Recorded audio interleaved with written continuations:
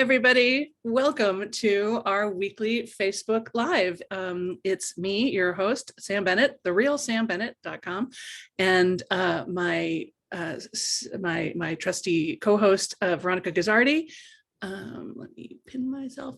I am deeply grateful to Veronica because she drove this bus for the last 2 weeks when I was in Belize, which is what we're going to be talking about today, is my adventures in Belize, which the short version was, it was amazing. It was amazing. So I can't wait to tell you all about it. Where's my, oh, there we go. Now my mic is on. Okay. Mic is on. People are present. Good. Everybody's here. Let's start with our breathing. Let's start by centering into this present moment. You know, there's so much going on. There's always so much going on. Our brains are pulled in a million different directions. Our hearts are pulled in a million different directions. Our hearts are broken for 1,000 different reasons.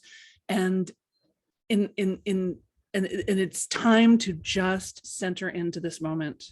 It is time to bring our attention to the only thing we have control over, which is us in this present moment. We can't control any of the rest of it. We can't control global pandemics. We can't control international war. We can't control domestic terrorism. We can't control even listing it is bumming me out. We can't control anything except us.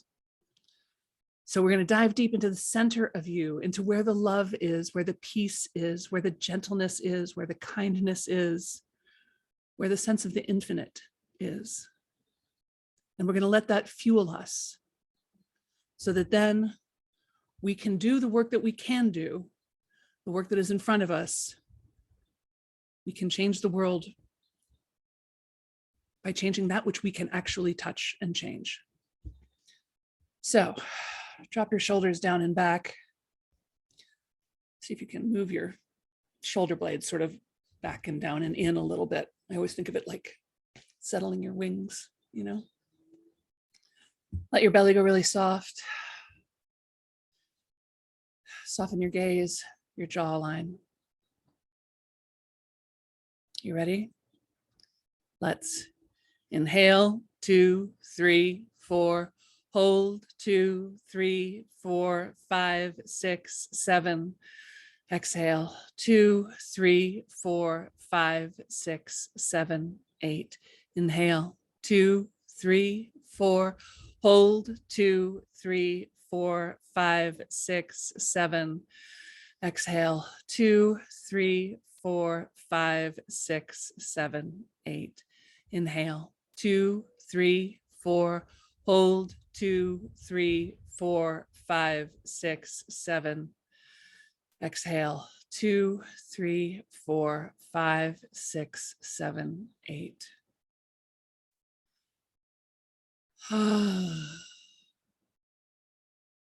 That felt good. You want to sigh it out with me again? Yeah, that's good stuff. Thank you for doing that with me. Hey, Gail. Hey, Aubrey Topher. Hi, Shirley. Great to see you. Beth, Edith, June, Jennifer. So good to see you. Gaynell, hi. So, yeah, I wanted to give you a little report from Belize. I also wanted to give you a little update on what we're up to over here. We've got a lot of things coming up in this month of June. We've got a bunch of opportunities for you, and I don't want you to get confused. And I want you to know that you're, you know, we've got cool stuff for you. So you might want to be paying attention. Gaynell says, hello. Thursdays spark and ignite when I invest time here, and it is carry over moving forward. What a refreshing and inspiring interlude of virtual oasis. Oh, thank you, Gaynell. That's beautiful. Can we quote you? Can we use that as a testimonial? That would be awesome. Judy says, Sam, you look amazing. Your skin looks fantastic. Why, thank you. It's the Caribbean sun giving me a little glow. Hi, Lucy. Great to see you too, of course. So Lucy's here, y'all. If you have any friends you want to invite into this virtual oasis, now's a great time. And Lucy's here so she can let them in as soon as they agree to our rules and stuff. So here's what happened in Belize. Hi, Jennifer. We Amy and I invited 20 women to join us in Belize. And it was originally going to be in February 2021, but we all know that wasn't going to work. So we pushed it off to February 2022. And right at the holidays, that started to feel a little sketchy. So we pushed it off to May. And we indeed went in May. And we lost a few people and sort of had to resell some spots, so there's a little bit of rejiggering, but most people stuck with us, which was really inspiring. And one of the things we had learned from our first trip was that we really needed some more team, especially we had a slightly bigger group this time, and we just really wanted to make sure that everybody got a lot of time and attention and a lot of one-on-one time, and that we just had enough bodies to do all the stuff that needs doing. So we had arranged for there to be 4 of us, me and my bestie, Amy Ehlers. We were running the retreat. And then we had our friend, Amy Kane, who is an incredibly gifted therapist, who is also going to be teaching with us and sort of running support. And then Usha, our friend Usha, as a support person. And that felt really luxurious to have just so many really smart, wonderful people, on the case. Well, 2 days before we were supposed to leave, Amy Kane developed a non-COVID related, serious but not life-threatening medical situation that required immediate attention. So she was not able to come with us to Belize. And we were all, of course, super heartbroken that she wasn't able to come, but on the other hand, grateful that it all happened here and not in Belize, and that she was able to, she and her doctors were able to get it all taken care of. But so now we're down to 3. And then, so we came a couple of days early, got everything set up, Amy and Usha and I, and we had our opening circle, which was amazing. We were out on this pier on the water, and the sunset and the breeze and the Caribbean water. I mean, it was just gorgeous. And these incredible women just opening up their hearts, really starting this journey of visioning for themselves of what they want the next chapter of their life to look like. What do they want to be experimenting with? And then we had this beautiful dinner, this buffet on the beach, and there was a musician who was singing, and we were dancing, and it was just beyond. And the next morning we're getting set to start, with our first day's workshop. And we had asked everyone to do a little COVID test in the morning, just to make sure nothing had happened during travel or whatever. And I test negative, and Usha tests negative, and Amy Ehlers tests positive. She had COVID earlier. She had taken, like 10 days before we left, she had taken Paxlovid, and it turned out she was having a Paxlovid rebound. She was devastated. So we had to get her own room. She had to isolate, and she was unable to be with us for almost the entire retreat. So that left me and Usha. And luckily, Usha is amazing. She's an amazing administrator. She's an amazing person. She's an amazing listener. She's an amazing friend. So, we just made it work. But Amy's such an extrovert. The idea of her being left alone in a room is like already torture for her. And then the fact that she was missing out on this incredible training and having to leave it all to me. And and I wasn't upset about it at all, because as I said to her, as some of you know, my health has been a little sketchy the last 5 or 6 months. So it was entirely possible that it would have gone the other way, that we would have gotten to Belize and I wouldn't have been able to teach, and she would have had to do the whole thing herself. So I wasn't concerned about that. But she was bummed. So what got us through this, right? What's got us through all these adjustments and all this? And I have to tell you, in the end, the feedback forms we got were unbelievable. I mean, every single person, on a scale of 1 to 5, how would you rate this thing? 5, 5, 5, 5, 5, 5, 5. We had almost 100% give us a 5 out of 5. How would you rate the resort? 5 out of 5. How would you rate Sam and Amy's teaching? 5 out of 5. I mean, people just loved it. What is your, how would you describe this workshop? Heart opening, life changing, transformational, just amazing. So, how did we make this work, right? How did we get over these mountains and create something that in the end ended up being so great? one is just commitment. Once Amy and I committed to doing this retreat, we were never going to give up on it. We were never going to cancel it. We were never going to back down. If we had to postpone it for another year, we would have done that. But once, she and I are very much the same this way. Once we say yes to something, that's it. We're done. And part of that, I think, is a theater background. It's that like, no, show must go on. We're not going to not do this. And I think sometimes it's important to leave yourself an escape route, to be able to say like, okay, if this doesn't work, I'm going to exit stage left. But other times it's important to say, nope, I'm in this for good. And Topher says I rated a 10 out of 5, to be honest. Thank you, Topher. It was pretty great. So, and when you as the leader are that committed, it makes it easier for everybody else to stay committed. They borrow confidence from you. So whatever trepidation anybody else had, they were able to look to Amy and I to our confidence in the importance and the success of this event. So that's one thing. And you can think about how does that apply to you today in your life? Who is looking to you for confidence? Where are you, one of the things I know about offering classes, particularly online, but even in person as well, is that if I'm a little wobbly about something, if I'm not really committed, if I'm not really, not just committed, but like present to the idea, if I'm not really excited about it, nobody else is either. And I don't know how you all can tell, like people, it's like people can smell it, like they can feel it. If I am not sort of psychically grabbing the bull by both hands, everybody else is kind of like, I think I'll wait. So are you unconsciously keeping people away because you're not 100% committed? That's my question for you. The second thing we did was we had a big community, right? So we had, thank goodness we had 4 people originally signed up for team, because we ended up with 2. And, like they say in the Army, 2 is 1, 1 is none, right? If you have 1 match, it's as good as having 0 matches, because it might go bad. But if you have 2, good chance that at least one of them will work. So we had an amazing event planner. Her name is Tamara Golden. She is far and away the best in the business. I've never worked with anybody smarter or better than she is. Would you guys see my new mug?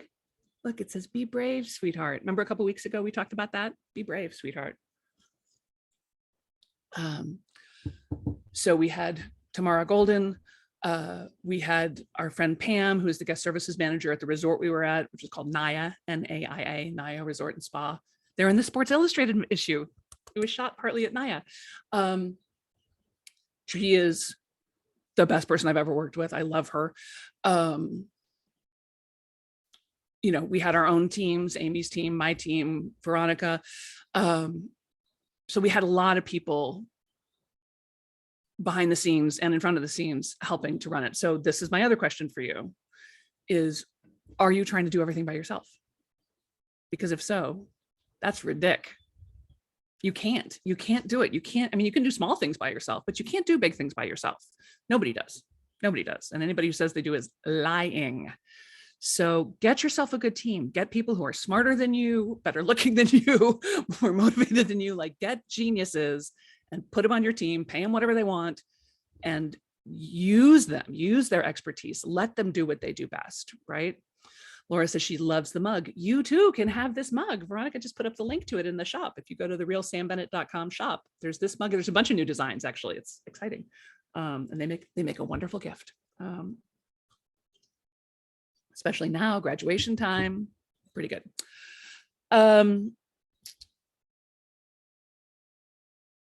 So yeah, stay committed, never give up, be 100% in, even when you don't, and sometimes you have to fake it, but that's where you're at. Get some community around you. And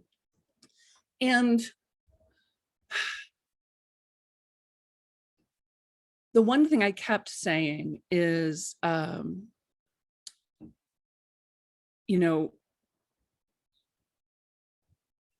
thank goodness this isn't our first rodeo, right? Doing a retreat abroad adds several additional levels of difficulty. it's like doing something in Manhattan. Like doing something anywhere is hard. Doing it in Manhattan is going to be 9 times as expensive and 9 times more complicated just because it's Manhattan. Doing something outside of the country, 9 times more complicated, not 9 times more expensive necessarily, but it made me really happy that this was not my first retreat. I've been doing this for, I've been getting up and speaking in front of people for teaching since the mid 80s. And I've been, running this business for almost 15 years now. So, and Amy is, even more experienced than that practically. So having that level of experience to fall back on was really helpful. So if you are just starting out with running events and retreats, and it's exciting because we are now able to be back together at least a little bit.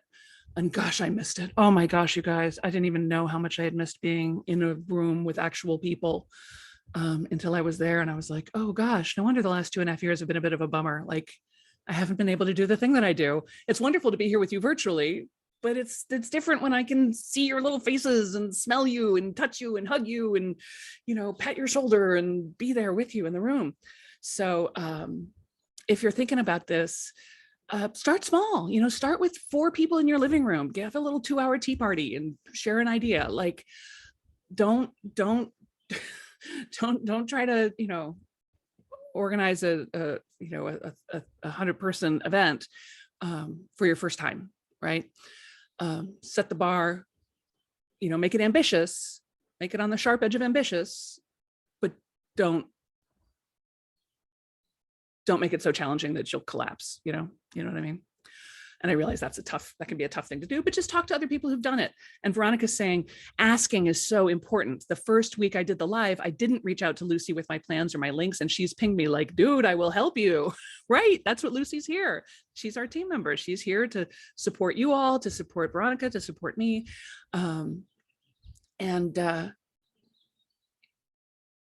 Yeah, so to not avail yourself of the help that is readily available of people who are eager to work and make things better for you, right? So yeah, but you have to ask, and asking involves having some clarity, right? And I get it that it can be shyness inducing about like, oh, if I let somebody in to help me, they're going to see how messy my life is. They're going to see how chaotic my decision-making process is. They're going to see, all the, how dirty my house is, all the things. It's like, yeah, they will. But guess what? No one cares. Their house is dirty too. They're a mess too. It's fine. We're all just doing the best we can, right? So these 3 things of commitment, community, and expertise are also the 3 things that I want you to think about if you're considering signing up for the next Get It Done Lab. Get It Done Lab is our 90-day productivity sprint. It starts in late June, later this month. It starts, hold please, your call is important to us. It starts on the 25th of June. We meet on the 2nd and 4th Saturdays. Your commitment is that you spend 15 minutes a day on whatever's important to you. And you can sign up for it at therealsambennett.com/lab, LAB. A good percentage of you are already signed up for it because you joined from last time. We've had like 35% people re-up every time. This is our 3rd cohort. And we had 35% from 1 to 2, and now 35% from 2 to 3, which in the world of renewals, subscriptions is rock star, amazing. And I'm so thrilled that people are finding it so valuable, so useful. And I think there's still some early bird pricing on there. So if you want to hop over there now, you can enroll right now. We're going to be doing a preview call about it called Get It Done Anyway. And it's like lessons from Dolly Parton, because Dolly's amazing. And the real question for you, and this is something you should answer whether you're going to do the lab or not, is where do you want to be October 1st? Where do you want to be Labor Day weekend? Do you want to be at a Labor Day barbecue saying, oh yeah, God, another summer, I can't believe it's gone, or do you want to be at the Labor Day barbecue going, oh, hair toss, I totally completed that thing I was talking about. Oh yeah, I totally did this, I did that, I accomplished this, I accomplished that. I've been doing this every single day, and it's made an incredible difference in my life. Right? Vanity is an excellent reason to sign up for the Get It Done Lab. I just want to tell you that feeling of like, And it's something nobody ever talks about. It's one of the real joys of entrepreneurship, I think, is that sense of, it's like, I feel like a farmer sometimes. Like I stand and I look around and I'm like, I built this. I grew this thing all by not all by myself, but driven by my own vision and energy. And it's a great, very satisfying feeling. So I want you to have that feeling. I want you to be looking around on October 1st going, look what I did. That's awesome. Right?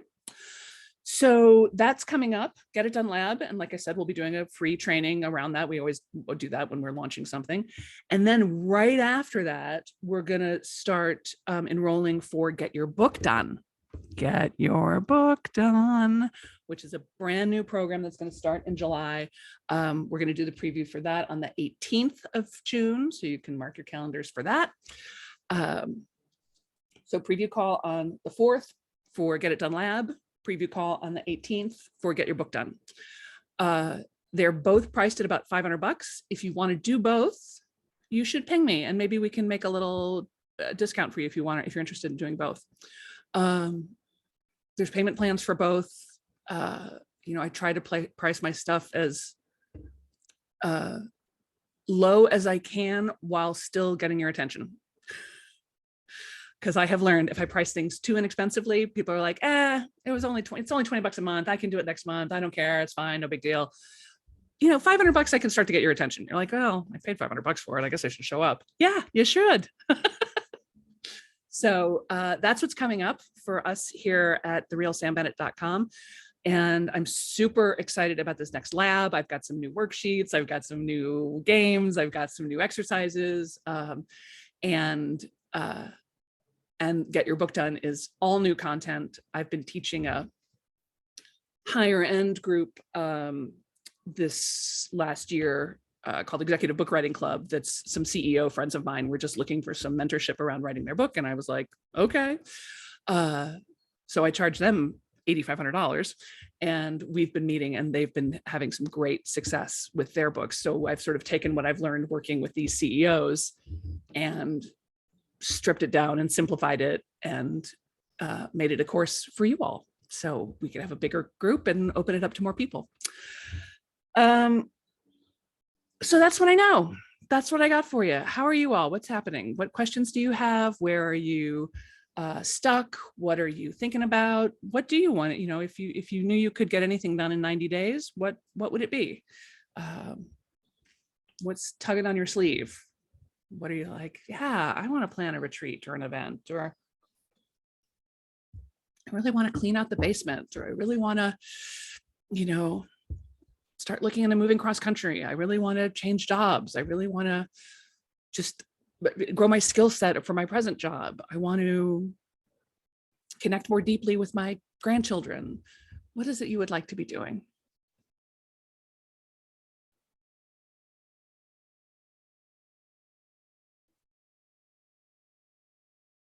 Lori says the 15 minutes a day is making all the difference to my productivity. Yeah, I was just reading, and thank you, Lori. I'm so glad. And you are definitely a 15-minute a day poster child. I love everything you get done. I was just reading the other day about the Zeigarnik effect, which has to do with when you do a little bit of something and then it sort of stays in an open loop in your brain. You're like, oh yeah, I got to keep working on that. It can really motivate you to productivity, right? So much better than never starting, right? If you never start, it feels like a burden. But if you start and just do a little bit, then it's sort of present in your mind and you kind of keep noodling on it during the day. And then the next day you're like, oh yeah, I got to do a little bit more. And the next day, oh yeah, I got to do a little bit more. Yes, the Zeigarnik effect, exactly. It's also sometimes known as the Hemingway effect, because Hemingway talked about one of the best ways to write a novel is to write until you know what is going to happen next and then stop there, so that then the next day when you sit down to write, you know exactly where it is you're going and what you want to do. But I'm not that big a fan of Hemingway.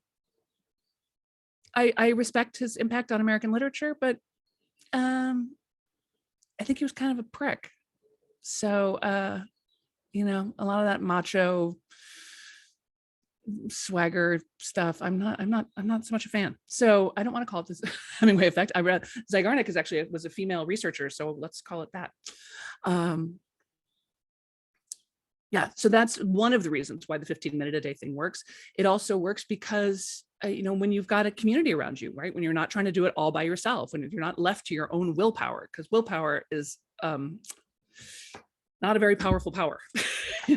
Willpower is a diminishing thing. It's, if you've noticed this, if somebody offers you cookies and you say, no, no, thank you. And then they say, really, are you sure you don't want a cookie? And you say, no, no, thank you. And by the fifth time, they're like, please take a cookie. You're like, okay, fine. Right. Willpower diminishes over time and gets weaker with opposition. So we need something stronger than willpower. And you know what's stronger than willpower? Positive peer pressure. Knowing that there is a group of people who are all doing the 15 minutes a day thing. They're looking to you to keep doing your 15 minutes a day thing. They want to be inspired by you. They want to hear your progress. They want to inspire you with their progress. And also having some expertise, right? You need some better advice than you're getting from inside of your own head. You need some better advice than you are getting from inside of your own head. So that's where I come in, right? That's why you do it with me, with a teacher, with a mentor. And if you don't want to work with me, fine. That's totally fine with me, but work with someone. Find a coach, find a teacher, find a mentor, find a buddy, find somebody that you love and respect and that you feel love and respect you, and get with them, because it's too hard. You can't do it alone. I mean, you just can't. If you could have, you would have by now. If you could have, you would have by now. So I know it can feel challenging to ask for help. I know it can feel like, oh, I don't really want to spend all that money on myself. Honey, no one's more worth it than you are. No one's more worth it than your future self. No, spend the money on that person in October who's going to be able to say, wow, I really got my nutrition under control. Wow, I really got, my finances under control. I really made a lot of progress in this 90 days, right? Aubrey Topher says, I had a deep convo with my 10-year-old daughter yesterday. She asked me about my biggest life regret. And I said, not trying to apply to Brown University because I was afraid of failing. She said, well, it sounds like writing your book. You aren't doing it because you're afraid of failing. So you better do it or you will regret it. Looks like I've got some of your events to join, Sam. Oh, Aubrey. That girl, smart girl. Can I tell you, I never applied to Brown University either. I really wanted to. I thought that place would be a perfect match for me, and I never even applied. And I'm not sure it was so much a fear of failure as it was a fear of not fitting in, which is, Brown is nothing but artists and misfits and crazy people. I don't know why I thought I wouldn't fit in there, but yeah, I went to UC Santa Cruz for a year, and then I went to Northwestern, and then I dropped out because I got offered a job at Second City, and I was like, peace out. Jennifer says, oh my God, same here for Brown University. Oh my gosh. Veronica says, that was me in Cal Arts, right? Interesting. And I think we have to trust that while on some level, it was our insecurity helping us make that decision, but I also choose to believe that there was also some higher wisdom at work there saying, no, not quite right for you today. I get the dream, but it's not really quite right for you today. I will tell you too, when I was looking at colleges, and I don't know, when I was a girl, my parents just sent me off. They were like, okay, go to your colleges. There was none of this mother-daughter going together thing. I just went by myself to NYU, to, I remember going to Wesleyan, which I really thought I would want to go to. I thought Wesleyan was a really good match for me. And I remember pulling onto the campus and I was like, no, this is not my spot. This is not for me. And it was so weird because I had an interview scheduled. So I remember sitting in this, dean's office, having this interview, and like every part of my body is going like, I don't want to be here. I don't want to come here. I don't want to attend the school, and still trying to make a good impression at the interview. Cause you want to make a good impression at the interview. But it was weird. I've very rarely had that strong of an intuition about something, but I was like, wow, whatever's going on here, it is not for me.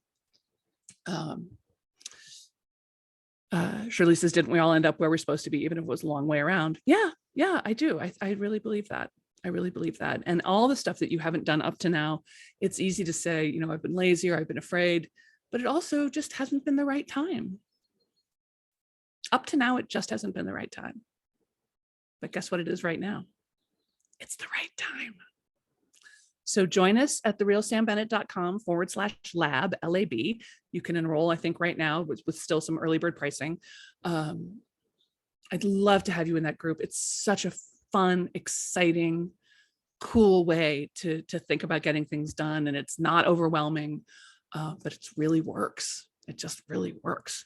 And if you're interested in getting a book created, then think about joining me for Get Your Book Done, and we'll be talking about that more as we move into the coming weeks. Aubrey Topher.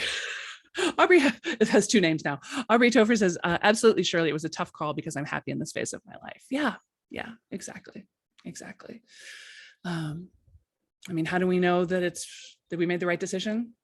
Because it's the decision we made. Right? There is no other version of you living some better, improved version of your life somewhere. There's just you leading this life, and we have to know that it's perfect because it's the only one there is. So leaning into that perfection, leaning into that trust that you are doing great. Let's do one more round of breathing. You ready? Let's inhale, 2, 3, 4, hold, 2, 3, 4, 5, 6, 7. Exhale, 2, 3, 4, 5, 6, 7, 8. Thank you so much, everybody. Thank you for doing this with me. Thank you, Lucy. Thank you, Veronica. Mwah.